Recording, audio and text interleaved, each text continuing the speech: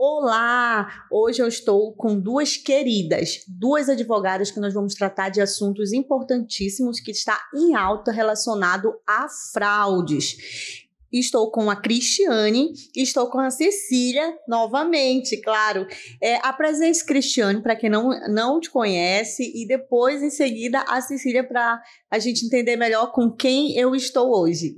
Olá, tudo bem? Eu me chamo Cristiane Quirino, né? Sou advogada desde 2022, atuando especificamente no direito bancário, que foi a área na qual eu me especializei. E com isso eu comecei a me aprofundar em temas como fraude, superendividamento, ações revisionais e me encantei com o direito bancário de fato, né? O meu escritório atualmente ele atua em diversas áreas, mas cada advogado ali com as suas demandas. No meu caso, especificamente no bancário, consumidor e cível, né? Temos outras áreas, mas especificamente bancário é a minha paixão. É a área que eu escolhi para me aprofundar. Inclusive, já ministrei mentorias em outros estados de direito bancário, no estado do Pará. Já ministrei também cursos na modalidade online, via Meet, e agora eu lancei um curso presencial, voltado para advogado que necessita ali se especializar no direito bancário, mas de forma prática, né? A pós-graduação, ela leva ali em média um ano e meio, tem todo um conceito, princípios que você aprende, mas para a gente, advogado iniciante, precisa aprender na prática, até mesmo para você ter logo de início recursos, então a imersão é com esse objetivo, totalmente prático. Certo, e você, Cecília, apresente para quem não te conhece ainda. Então, quem não me conhece, vai conhecer agora. Me chamo Cecília, sou advogada há exatamente 5 anos de carreira, graças a Deus.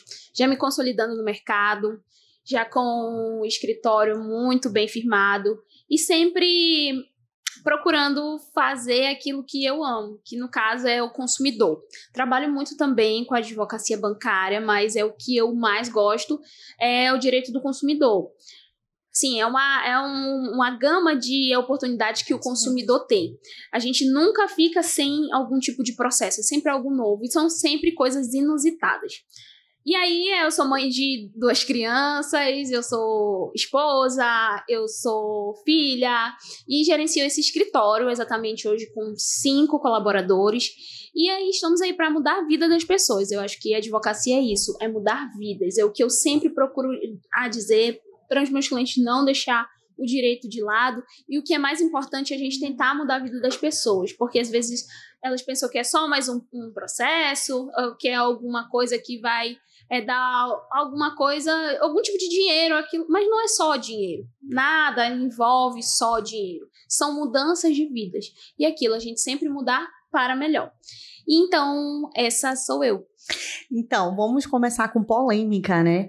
A polêmica é assim, relacionado a fraudes, né? Golpes, estelionatos, e sabe que a gente está que está cada vez mais profissional isso tudo, né? Porque eles profissionalizam. No mês passado, aconteceu aqui em Manaus uma situação bem interessante, que a gente até fez um post, eu com a Cecília, daquela blogueira que estava dando os golpes, sim, né? Gente, o que faz uma pessoa acreditar e cair num golpe desse? Sim. Eu tenho a solução, eu tenho a resposta. Posso falar? Pode. Então, o que eu fui atrás de estudar muito isso, percebi, as pessoas hoje, elas são ambiciosas. Então, a ambição é um sentimento bom, mas tudo aquilo que é muito é ruim. Então, quando a pessoa é muito ambiciosa, Cris, Gleice, você que está me assistindo, isso não é uma coisa boa, porque a facilidade de você ver como é que você pode ter um proveito em cima de alguma coisa, vai girar. E aí você não vai ver, bota a cabeça para pensar, você age na emoção, esquece a razão e vai o quê? Atrás de pagar R$110 pelo um PlayStation. 150 no iPhone. R$150 no iPhone. Como as pessoas, no ditado Manauara, pode ser leso desse jeito. Mas assim, quem foi lesado nesse sentido, quais os direitos que eles têm? O que eles devem fazer? Eu fui lesado, eu caí. Porque existe também aquela situação daquele que a gente chama de um minuto de leseira que a gente tem. Que a gente tá tão aérea que a gente acaba caindo, depois a gente se toca, mas meu Deus, isso era óbvio, mas a nossa mente ela é enganosa, né? Sim, aconteceu isso. E aí, o que elas têm que fazer? Elas têm que procurar quem? Vai fazer um BO? O que a pessoa tem que fazer quando ela cai num golpe nesse sentido? Então, realmente a gente precisa fazer o registro. O boletim de ocorrência, ele não tem uma robustez, mas ele serve para você fazer um registro. E no caso que ela cometeu, ali foi um crime. É um estelionato claro. Mas ela pode também, além de responder pela área criminal, ela também responde pela área civil, certo, doutora? Sim, sim. Até pelos danos, os danos morais ali envolvidos, né? Todo o constrangimento. A gente envolve não só o crime de estelionato, mas a parte civil e consumidor, ela também está em jogo, porque, em tese, ela ofereceu um produto. Ela ofereceu, e foram diversos itens, né? Que ela supostamente vendeu. Só que ela já vendia há um tempo. Então, em tese, ela já era conhecida como comerciante. Ela se aproveitou daquele momento que ela já era conhecida. Então, gerou aí essa questão dela ter uma relação consumerista com eles. Mas um estelionato clássico, né, como a doutora Cecília falou, mas envolve também os danos morais e materiais. Porque quem foi que pagou e não recebeu o suposto produto ficou com seu prejuízo. Seja 150, 200. Mas com relação ao saqueamento, foram na casa dela e pegaram tudo de volta. As pessoas que fizeram isso também cometeram crime? Também cometeram crime. É porque aquilo, né? A gente não pode usar das próprias forças. Existe uma lei, existe a polícia para isso. Por mais que não seja uma coisa tão eficaz que as pessoas querem para ontem, existe um procedimento. O processo ele precisa ser respeitado. Por mais que seja um pouco difícil de entender, as pessoas estejam no calor da emoção. Algumas, eu não me recordo, se eu tiver errada, vocês depois me corrijam. Se algumas pessoas foram chamadas na delegacia para poder devolver. Né? Porque até o cachorro, levaram até o cachorro. Assim, até demais, é um pouco mais de falta de humanidade, porque é um animal, não tem a ver com isso, né? Coitado, que situação. E ela era menor de idade, não? Ela tinha 17 anos. 17 anos. Então aí, cadê os pais para fazer a vigilância dos filhos? Porque aí também tem uma outra situação. Pelo que eu percebi, ela morava alugada e a pessoa que alugava o imóvel liberou para fazerem aquilo. Ela também está cometendo crime. Ela também. Porque é uma inquilina, né? Ela sim. Ela agiu de forma bem excessiva, até porque envolveria aí a questão da relação contratual, de aluguel. A partir do momento que eu alugo a residência, ela passa a ser de minha posse. Então, envolve aí diversos outros temas que tem que responsabilizar os excessos. Porque a casa dela foi depredada, vários itens saqueados, então não foi proporcional ao que ela fez. Então, ela responde e eles também vão responder. E o proprietário possivelmente como conivente. Para o proprietário fazer isso, no mínimo eu estava devendo também aluguel e com raiva, né? Mas enfim. Rapidamente também eu acredito que deve ter ocorrido receio. Se eu não liberar, eles vão invadir, corre o risco até de invadir a minha casa. Também a gente isso. vê porque eu sozinha, por uma população com 30 pessoas, 40 pessoas, eu não vou conseguir controlar. Então, vai. Que seja o que Deus quiser. E uma outra polêmica que está em alta, né, que está chamando a atenção em vários pontos, foi o caso do tio Paulo, né? Vocês têm acompanhado? O que vocês têm a dizer sobre esse caso? Que crime essa mulher cometeu? Isso acontece mesmo? Vocês que trabalham com previdenciário, com bancário, essas coisas acontecem, gente, às vezes eu fico assim, né? Meu Deus, as pessoas têm essa coragem mesmo? Tem muita coragem e ousadia. Eu já vi diversos tipos de fraudes, mas um dos que mais me chocou, que eu tenho até ainda essa cliente até hoje com outros processos, o que acontece? A minha cliente, ela teve hanseníase quando criança e ela não tem os dedos, ela só tem a palma da mão. Então, ela não assina, né? Justamente por ela não ter dedo, não ter como segurar uma caneta. Não é nem questão de alfabetização, ela não tem dedo mesmo. E com isso, em 2022, quando eu comecei a atuar especificamente só com bancário, a filha dela me procurou porque quando ela foi sacar o benefício com a mãe, simplesmente a conta dela estava com uma diferença de quase R$500 e ela não sabia do que era. Procurou o banco não prestou maiores informações, aí foi quando eu iniciei um procedimento que a gente chama de fase investigativa, que a gente vai analisar os extratos, vai solicitar perante o consumidor Gov os contratos, verifica o extrato dela se ela não fez um empréstimo que ela não lembra, ou que fizeram e sacaram. Então, fui fazer uma análise num todo. Quando eu identifiquei que nunca foi recebido nenhum valor e que aquele empréstimo ele era indevido, eu entrei com uma ação. Entramos com uma ação de inexistência, baseado no extrato dela, comprovando que ela não recebeu nenhum valor. E, para minha surpresa, foi juntado vários contratos assinados de punho. A minha cliente não tem dedo, não tem mão. Não assina. Não assina. Eu fiquei, assim, chocada. Caramba. E aí eu enviei... Eu tô em choque também. E isso é só um dos que eu já vi, que eu já atuei, né? E tenho até alguns em curso. E com isso, eu passei todos os contratos para a filha dela. E aí a gente foi descobrindo, eram correspondentes bancários de outros estados, e era toda uma fraude. A conta bancária que o empréstimo tinha sido recebido não era a conta da cliente, justamente por isso que não constava. Então, para mim, nesses quase 2 anos aí de atuação, foi um dos que mais me chocou. Entendi. Foi esse caso. Então, o tio Paulo é bem comum, acredito. Nossa, mas assim, a pessoa ter a audácia de... é uma atriz, né? Acenar tudo isso. Eu já passei por questões de golpe, de estelionato, de tudo isso, e a gente tá muito a par, né? E imagine nós que somos mais jovens cairmos, imagine um idoso. E né? é mais comum, Gleice, do que a gente imagina. A doutora Cris aí já tem uma gama de experiência. Eu também. Aparentemente, parece que não é golpe, mas quando a gente vai para essa fase de entrar em contato com o cliente, procurar o extrato, procurar o contrato, gente, é uma coisa assim absurda o que acontece. Essa situação do tio Paulo, o que foi mais de absurdo? Porque realmente foi gravado. A gerente, eu acho que do banco, teve a noção de ir lá e fazer a gravação, porque eu acho que se tivessem só falado não teria acreditado. E até hoje eu ainda não fico sem acreditar, porque esse vídeo não para de chegar no meu celular. No Instagram. A gente só vê. Eu só tinha primeiro visto a parte do rosto dele embaçado.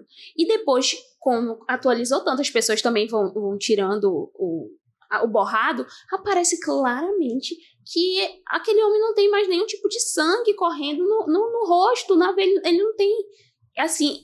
O que eu vejo em relação ao trâmite todo? A polícia já foi fazer as investigações, já viram e já falaram que ele estava vivo há um dia atrás. Só que para uma pessoa chegar nesse ponto, ela estava muito doente.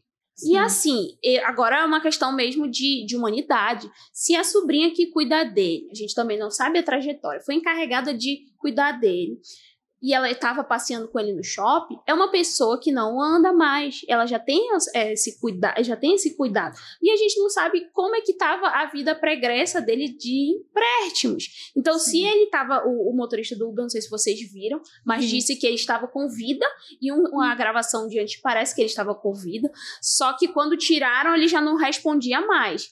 E é aquilo.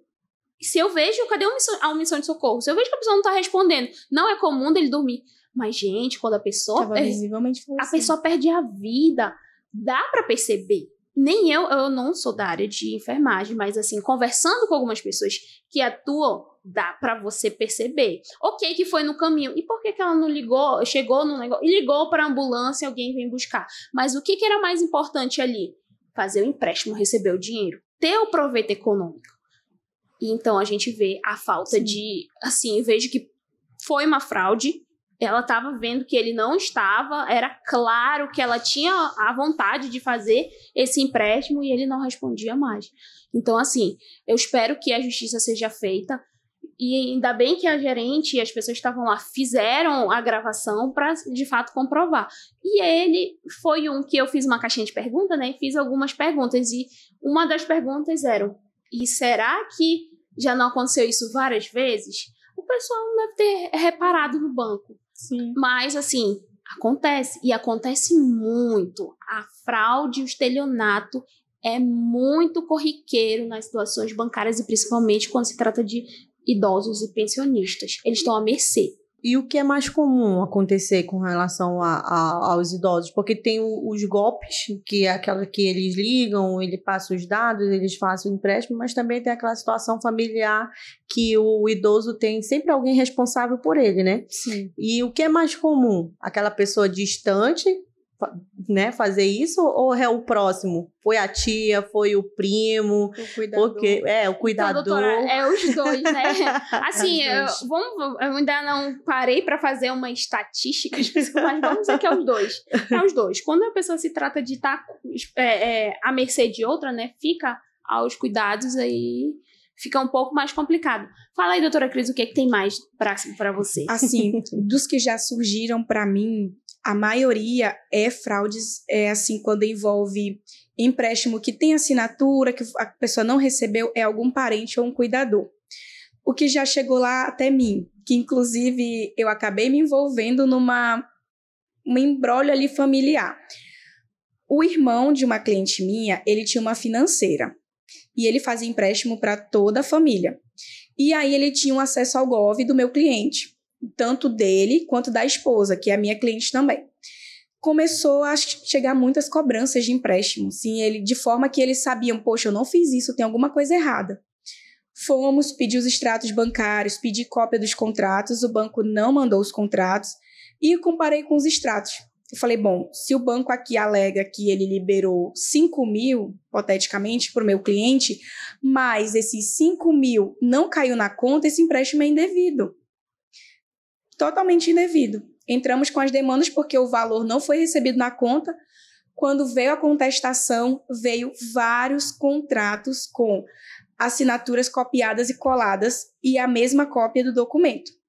E quem era o dono da financeira? Era o irmão da minha cliente. Casa Todos. caiu. E ela ficou assim, arrasada, porque ela não esperava isso dele. Uhum. E o marido dela tinha sofrido um AVC, eles estavam passando por uma condição financeira muito delicada, o filho tinha acabado de ficar desempregado, então Sim. eles estavam ali sendo suporte financeiro. E todos os contratos eram do irmão. Aí eu chamei ela até o escritório, informei, olha, na contestação o banco juntou isso, só que a conta bancária na qual informaram que o valor tinha caído não era a conta do meu cliente. Então eu acessei o sistema Registrato do Banco Central, na qual a gente solicita lá, a gente consegue puxar um relatório de todas as contas bancárias em nome daquela pessoa. Todo mundo tem isso. Desde que você inicia sua vida financeira, que você abre uma conta, seja conta universitária, você vai ter lá a conta registrada no sistema do Banco Central. E não existia a conta vinculada àquele banco. Aí fomos pesquisar, era a conta do irmão dela. E aí ele perdeu o processo. Só que nesse paralelo, as financeiras, elas respondem de forma solidária junto com o banco, porque ela é uma extensão do banco.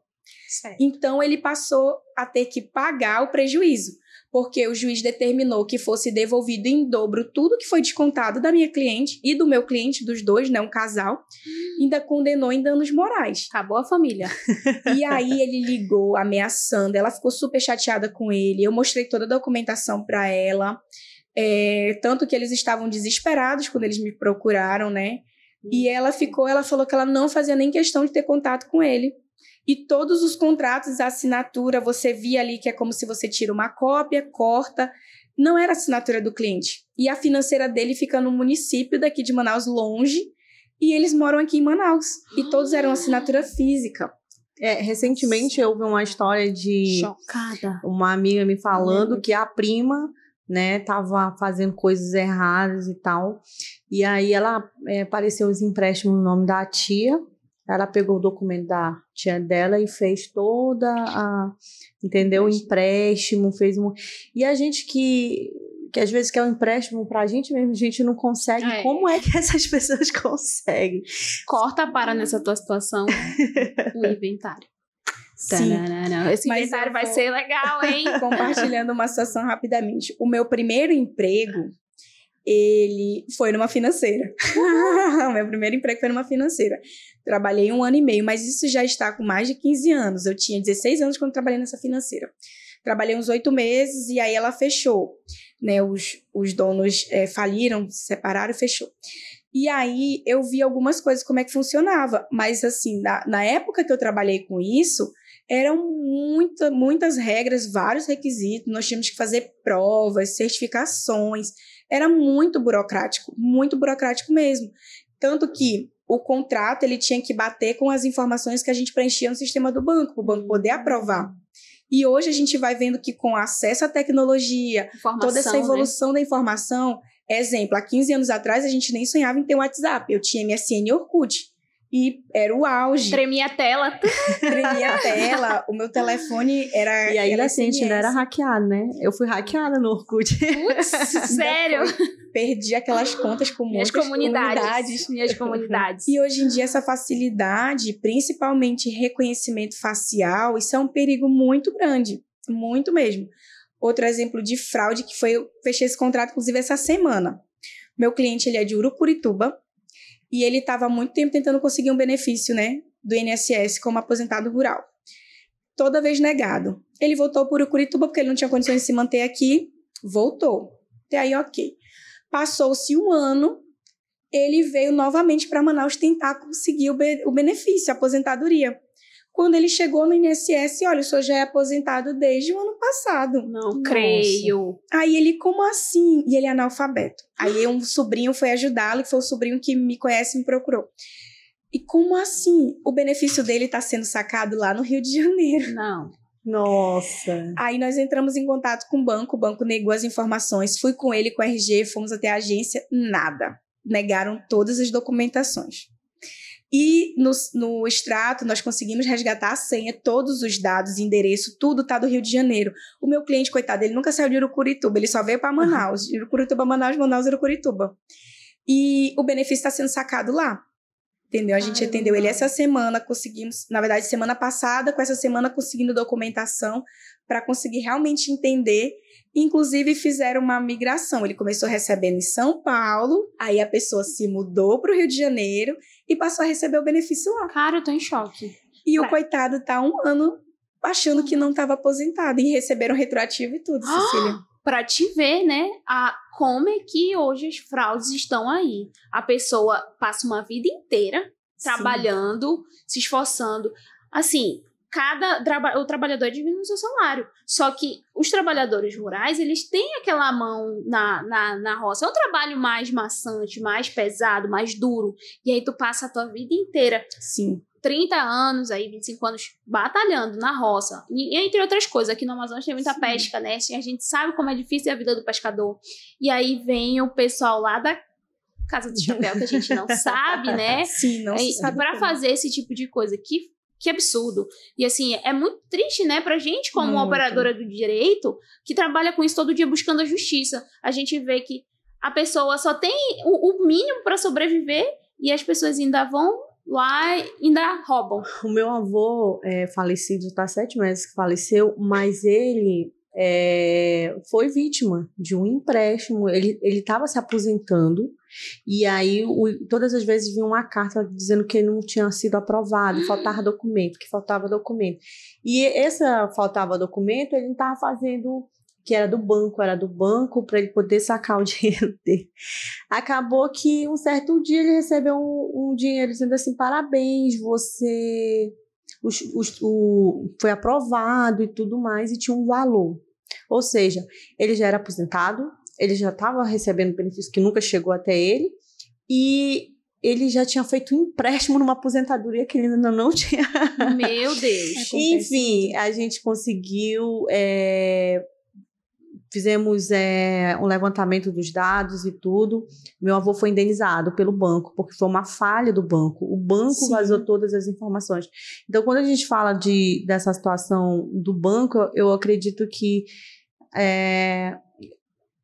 o sistema em si é muito falho, né? Como é que eles deixam vazar? E a gente vê hoje nos jornais que tem muito funcionários, próprios colaboradores do banco, fazendo parte dessa quadrilha, né? Sim.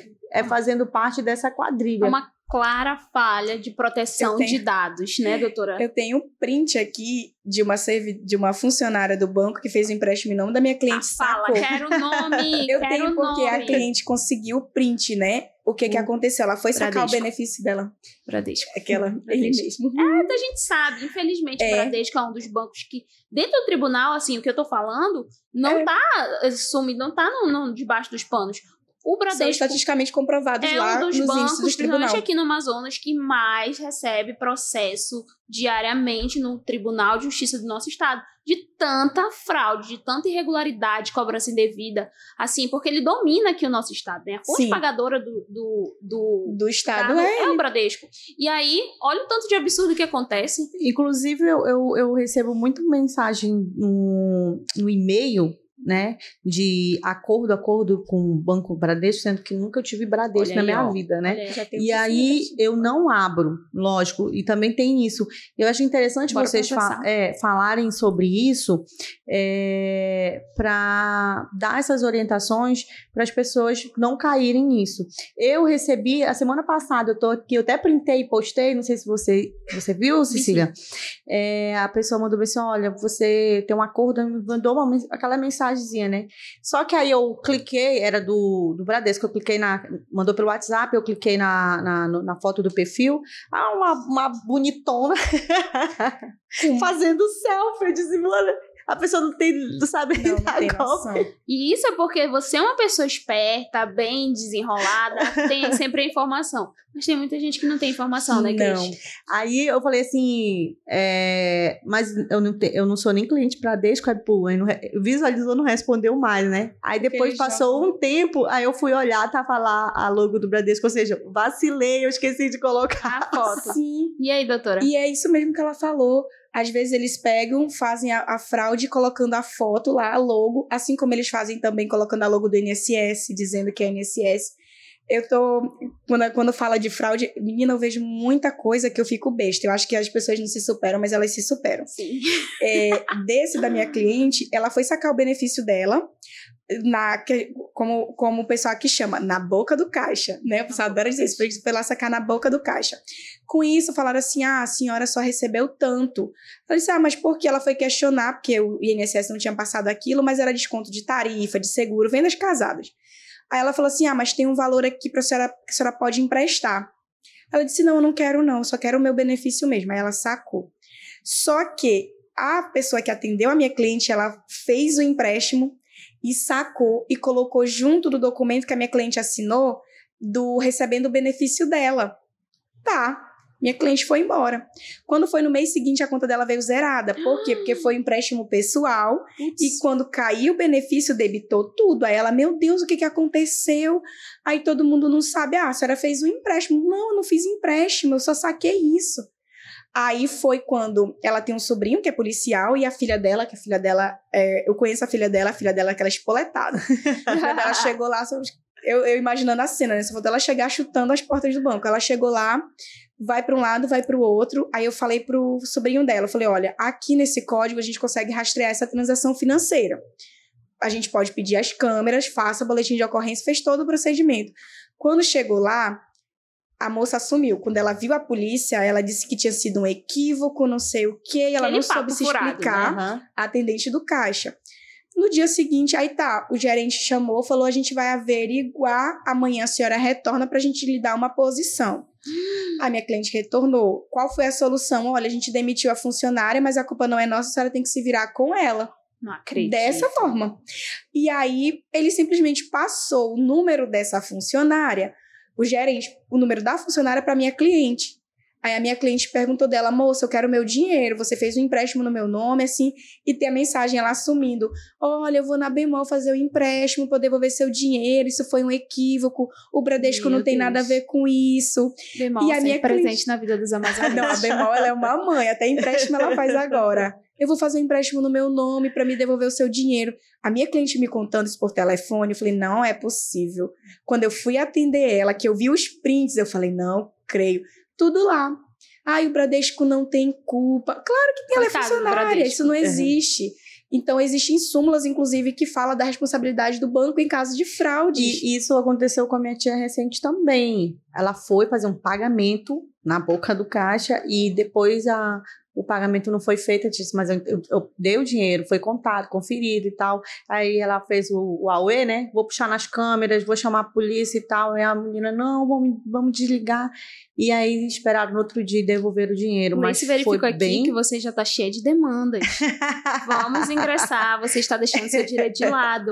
Vamos, não, mas ela devolveu o valor. Mas o dano assim, já tá aí, hein, dada. Sim, 5 anos, viu? Bora fazer um barraco. A gente tá indo pro final, a conversa tá muito boa e tem muito assunto pra... Mas assim, qual o conselho que vocês deixam, né, para todas as pessoas, né? Porque hoje o golpe tá aí, cai. Golpe tá aí. Né? Não só com relação a golpe, a fraude. Quais os cuidados que nós devemos ter, né? Com relação ao digital, porque a gente anda aí clicando em tudo. E o presencial, porque a gente às vezes fica focado no digital e o presencial também acontece, como ela acabou de falar. Muito, muito mesmo. Assim, o que eu procuro frisar sempre é que se você tem um filho, se você tem um sobrinho, um neto, que é o seu suporte, que ele lhe auxilie quando você não tem ali aptidão para mexer com o celular, para lidar com o aplicativo, né? Se tratando do digital, você que é aposentado, pensionista, não envie foto sua para ninguém, não envie foto dos seus documentos, não passe as suas senhas de acesso a GovBR, senhas de banco para ninguém. Porque muitos dos golpes que eu presencio no escritório são de pessoas que supostamente o INSS liga dizendo para mandar uma foto que é para fazer a prova de vida. Isso não existe. Não mandem foto de documento, não façam selfie se não for algo que vocês realmente estejam fazendo, sob orientação de alguém, caso você não saiba aquele procedimento, e sem realmente confiar naquela plataforma, que é um dos maiores índices aí de fraudes, é quando você pega e sai mandando sua foto que pode ser compartilhada. Então, é um ponto principal, não envie. E do presencial é sempre atentar ao que está assinando e conferir o que você está pagando e recebendo. E, pelo amor de Deus, guardem cópias, guardem segundas vias, guardem comprovante, porque quando o cliente chega com a gente, ele fala, mas doutora, eu estou lhe contando. Eu falo, mas eu preciso de documento. Porque às vezes as pessoas acham que só a palavra basta. Que vale é o que está escrito, né, Cris? Sim. Então, hoje em dia, o aumento da demanda contra bancos tem aumentado porque pela facilidade ao acesso à informação. Então, com isso, o que é que vem acontecendo? Nós, advogados, estamos sendo perseguidos como advogados predadores. Ninguém vê o banco predador com tanto de deficiência que a gente está lidando todo dia. Mas se eu tiver mais de 100 ações, eu sou predadora. Não, é porque as pessoas estão tendo acesso à informação e conhecendo seus direitos. Então, é um ponto aí também para a gente deixar para uma outra encontro, é falar, eu vou até criar um canal falando bancos predadores, porque diariamente eu lido com coisas absurdas. Então, para você que está nos assistindo, me siga nas minhas redes sociais, ADV Cris Quirino, que diariamente a gente vai compartilhar notícias, informações, vídeos esclarecedores, para que você saiba mais sobre os seus direitos. Conselho que você dá, porque você dá muitos conselhos, né? Cai quem não ouve o conselho da Cecília. É verdade. Quem quer. Então, aproveitando que vocês estão aí me assistindo, ADV Cecília Pereira. E essa nossa gravação vai estar no YouTube, logo, logo. Doutora Cris Quirino tem muita coisa legal para repassar para a gente. Logo, logo a gente vai estar marcando outra gravação, porque, assim, assuntos de fraudes e de golpes e de estelionato é muita coisa. Mas o que eu queria deixar para você que está me assistindo?